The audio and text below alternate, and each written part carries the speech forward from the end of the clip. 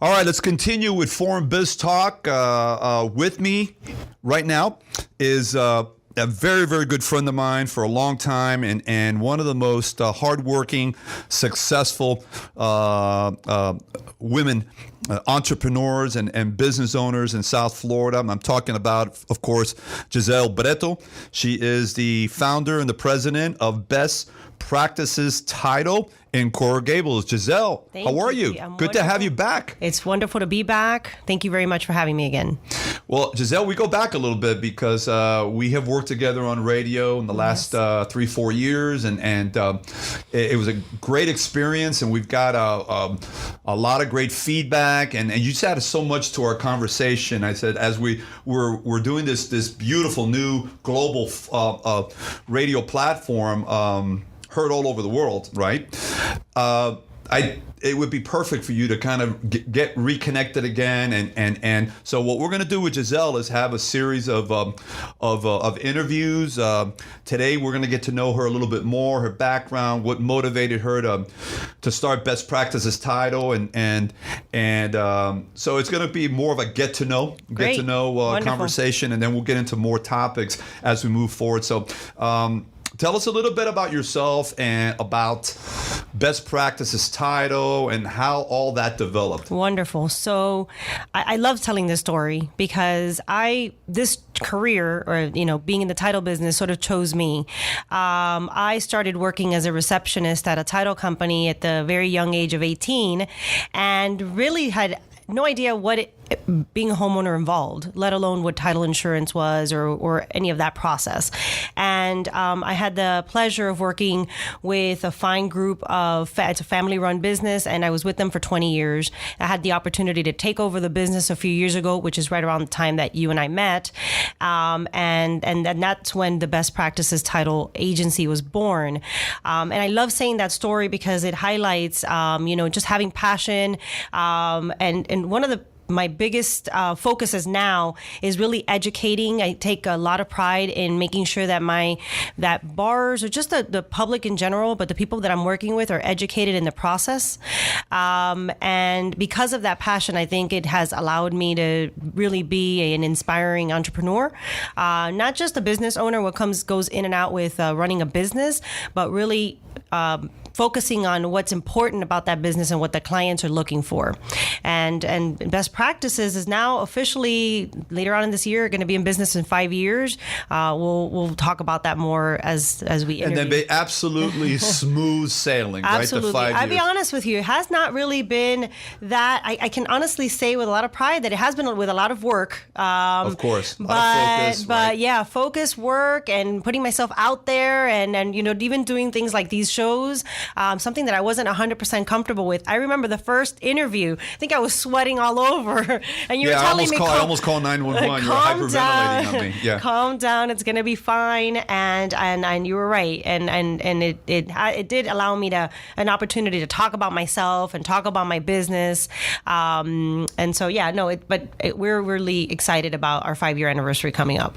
Well, it's funny, but how many years doing this kind of work? 25 years. 25 years. September of this year. So year. you went to you experienced a real world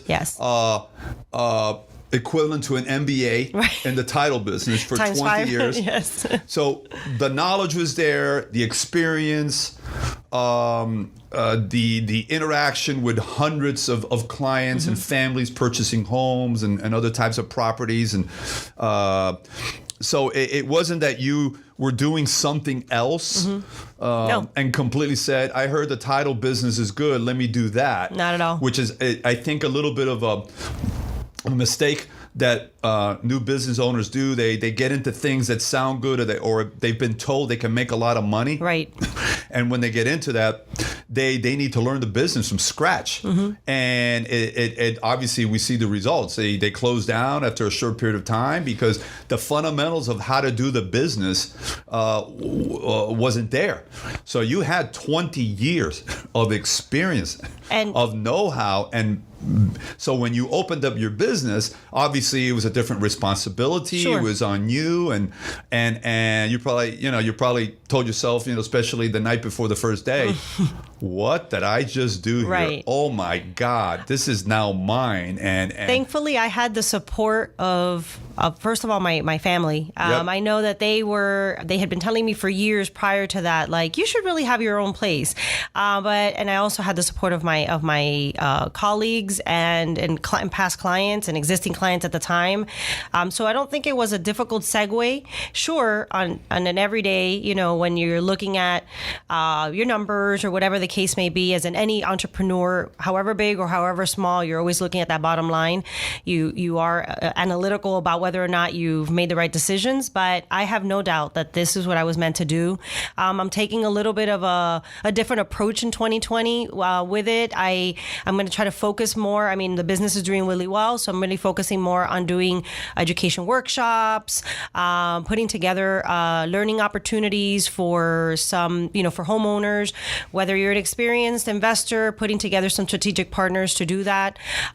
We'll talk maybe about this at a later interview. I'm trying to find some nonprofits that we're going to align with to be a little bit more socially responsible. Mm-hmm. That's where I feel that we're going to be making more of an impact now.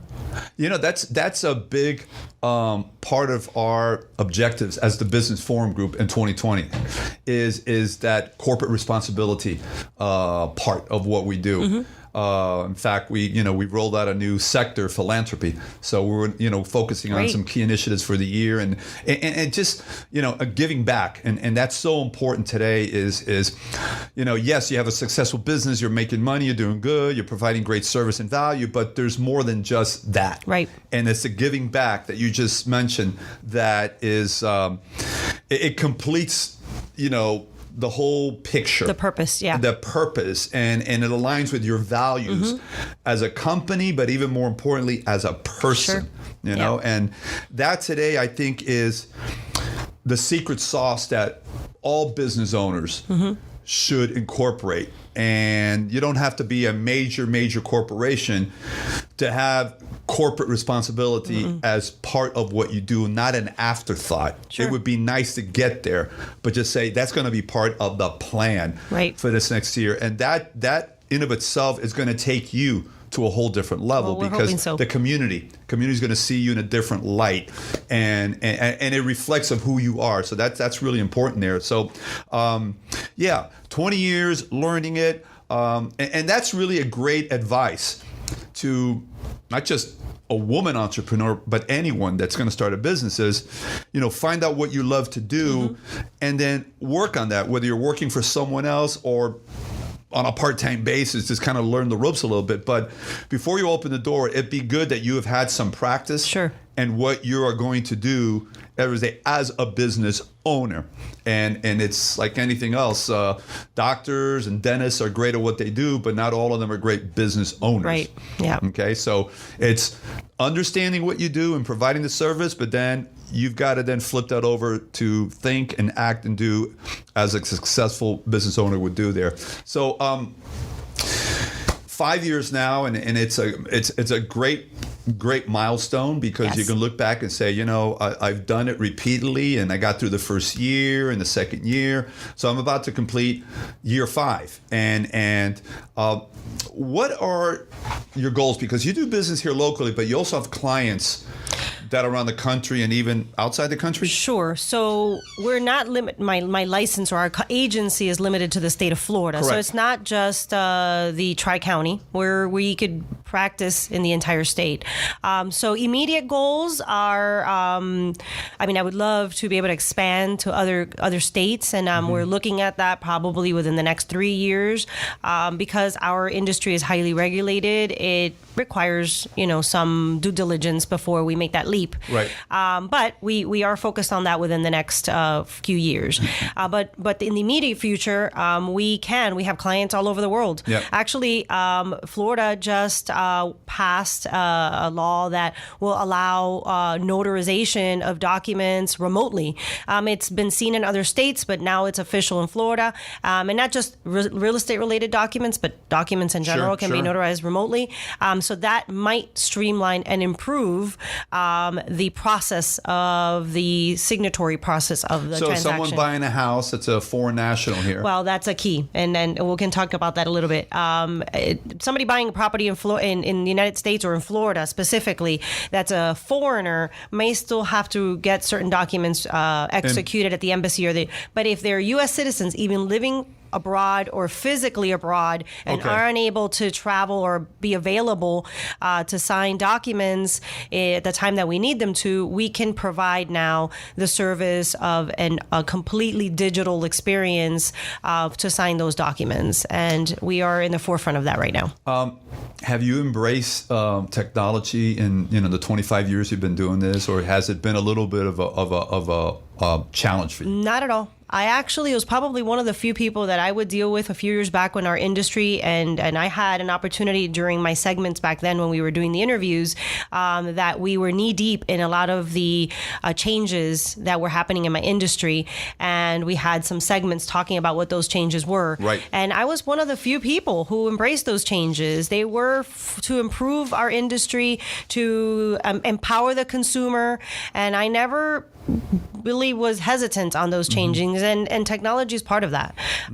So no, obviously there's always going to be some learning curves, right? But I typically have the attitude that it's all for the better, and we can only go as far as our slowest members of the industries, but we are making headways and strides. Hey, just be able to slow you down. You're moving at a certain pace, and not everybody can keep up with you. No, but we work around those situations. Well, I find you to be. First of all, of course, very knowledgeable in the field of what you do in title insurance and from A to Z. Yet, what I think is really special about what you represent is you. You are one of the easiest people to talk with. Thank you.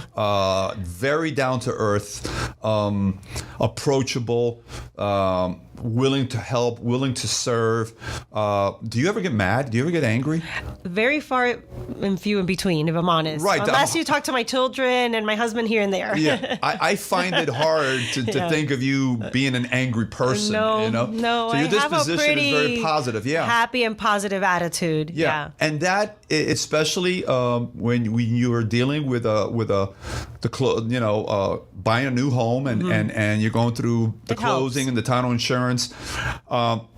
I don't know what the percentages of your clients. How many of your clients are first-time home buyers? Nowadays, just because of the way that the market is in South Florida, there are a lot more first-time buyers because money is cheap, if you will, and and the rates are low, and more people can buy. So I would say it's probably a 50-50, but nowadays leaning more towards a higher percentage, and it definitely helps to have a calm, positive attitude during that process because even if it's the cleanest or easiest transaction, there are a lot of stressors and there's a lot of emotions involved with real estate. Sure. Even if it's a commercial or business transaction, but maybe you could say that it's less emotional. Sure. There's always emotions when there's money involved. Absolutely. And when you're buying your first home, I mean, that's a major decision. Yeah. It really is. I don't care what age you're at, but especially if you're younger, it's when you think about it, it's great and it's happy, but then you see what the mortgage payment is every month, and you got to make that payment there. So it's very emotional. It's not like dealing with straight business investors where it's very, I wouldn't say cold, but more objective, and it's a different environment there than someone that's buying a home. We're prepared to deal with both scenarios. Sure. But specifically gearing back to the new buyers, this is specific. The reason why we're working on these workshops, we want to be able to arm those buyers with as much information and education on the process as possible so that they understand what makes it so much easier for everyone when the buyers and the parties in the transaction understand what to expect. I love it. Well, we've run out of time. And when we're having a good time, that always happens, Sarah. But we have much, much more conversations to be had. What would you like to talk about in the next conversation? So we can probably talk about title insurance in general, because I think that is a topic that most people, even experienced real estate buyers and sellers, have absolutely no idea what title insurance even involves. And so maybe we can spend a couple minutes talking about that. I think that's a great idea. In fact, that's the essence of what you do. And by the way, I don't know if I ever told you, but I love the name Best Practices. Thank you. Because again, you're sending a message. We do things the right way with the highest quality. Right. And we practice, excellence in our business. So I think that's phenomenal. How can the listeners get a hold of you? So please follow us on all our social media platforms. We are going to be announcing all of our workshops there. So anywhere Best Practices Title LLC, you can find us on Facebook, Instagram, LinkedIn would be Giselle Bretto. Our office number is 305-662-1600, and you can ask for me, Giselle Bretto. And Giselle's located in the heart of Coral Gables, Coral right Gables. on Ponce de Leon. That's right. Yes. Fantastic. Thank you so much. Thank you, Pete. See you for the next one. I will be here. All right. Bye-bye. Bye-bye.